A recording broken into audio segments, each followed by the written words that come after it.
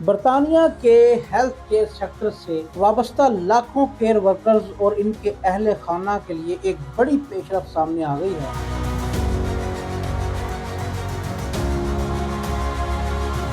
نئے وزیر اعظم اینڈی برنم کی حکومت ایک ایسے منصوبے پر غور کر رہی ہے جس کے تحت کیئر ورکرز کو 10 سال کی بجائے صرف 5 سال میں انڈیفینیٹ لیو ٹو ریمین دینے کی راہ ہموار کی جا سکتی ہے۔ اگر یہ تجویز منظور ہو جاتی ہے تو health and social care sector میں خدمات انجام دینے والے افراد کو 10 سال انتظار کرنے کی ضرورت نہیں پڑے گی،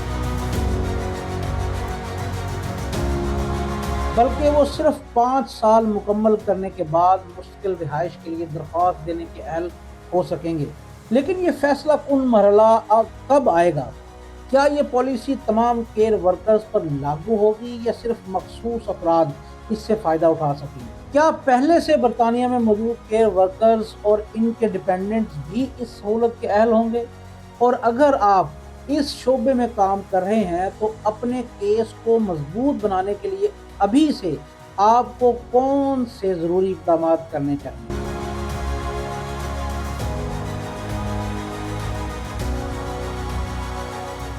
آج کی اس ویڈیو میں ہم اسی مجوزہ فیصلے کی مکمل تفصیلات، مکمل شرائط، عمل درآمد کے متوقع وقت اور اس کے لاکھوں تارکین وطن پر پڑنے والے اثرات کا تفصیلی سے جائزہ لیں گے۔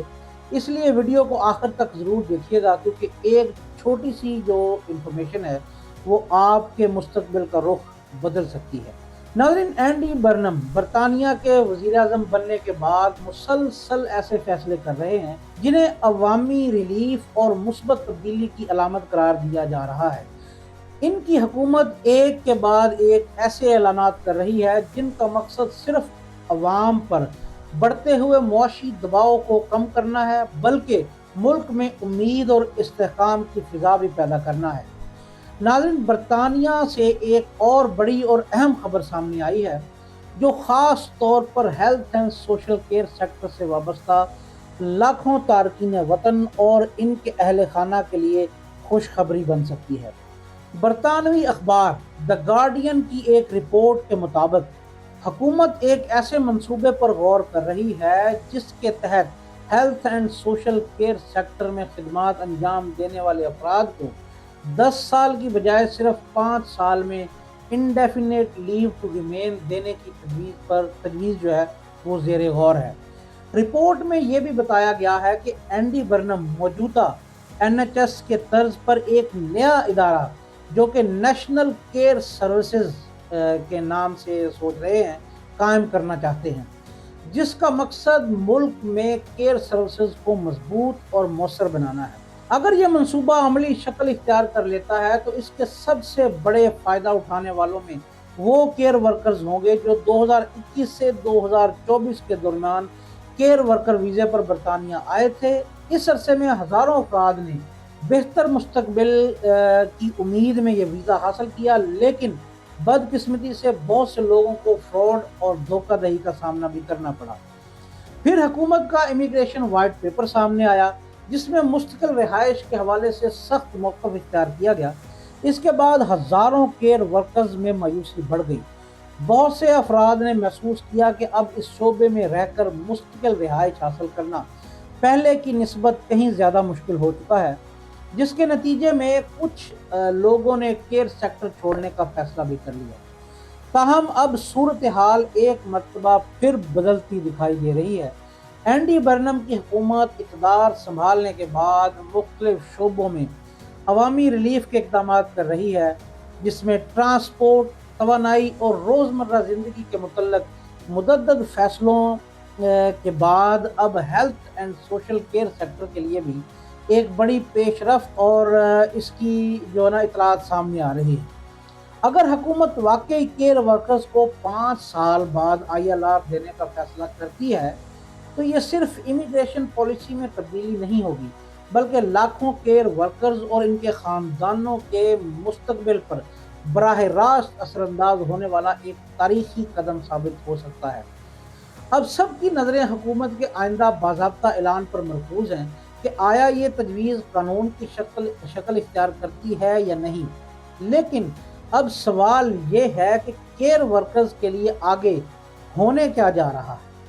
ناظرین، اطلاعات یہی ہیں کہ اینڈی برنم کی حکومت ایک ایسا نظام متعارف کرانے پر غور کر رہی ہے جس کے تحت health and social care sector سے وابستہ افراد کو 10 سالہ سیٹلمنٹ روٹ سے استثناء دیا جا سکتا ہے تاکہ وہ اور ان کے اہل خانہ صرف 5 سال مکمل کرنے کے بعد انڈیفینیٹ لیو ٹو ریمین کے اہل ہو سکیں۔ ناظرین، برطانوی میڈیا رپورٹس کے مطابق اس فیصلے سے براہ راست تقریباً 2 لاکھ افراد ایسے کیئر ورکرز مستفید ہو سکتے ہیں جو اس وقت برطانیہ میں خدمات انجام دے رہے ہیں۔ یہ وہ لوگ ہیں جنہوں نے کیئر ورکر ویزا حاصل کیا، برطانیہ آ کر دن رات محنت کی، بزرگوں، مریضوں اور ضرورت مند افراد کی خدمت کی، اور اسی امید کے ساتھ اپنی ملازمت جاری رکھی کہ ایک دن انہیں مستقل رہائش کا حق ملے گا۔ لیکن گزشتہ حکومت کی امیگریشن پالیسیوں، گزشتہ حکومت یعنی گزشتہ پرائم منسٹر کے ساتھ جو شبانہ محمود تھی، ان کی پالیسیوں اور ان کی جانب سے متعارف کرائی جانے والے تبدیلیوں نے ان کی یہ امیدیں بالکل دھندلا دی۔ ایک مرتبہ پھر حالات بدلتے ہوئے دکھائی دے رہے ہیں۔ توقع کی جا رہی ہے کہ اینڈی برنم آئندہ چند دنوں میں اسی حوالے سے اہم اعلان کریں گے۔ اگر ایسا ہوتا ہے تو نہ صرف لاکھوں کیئر ورکرز کو ایک نئی امید ملے گی، بلکہ پورے health and social care sector کو بھی ایک بڑا ریلیف حاصل ہو سکتا ہے۔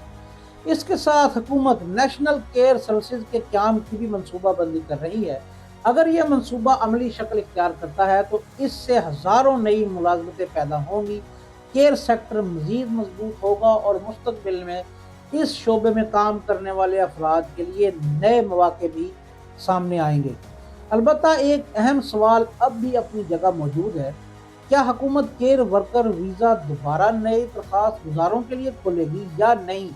اس کا جواب اینڈی برنم آئندہ کی تقریر اور حکومتی اعلان سے ہی سامنے آئے گا، اور یہ وہ نقطہ ہے جس پر اس وقت سب کی نظریں مرکوز ہیں۔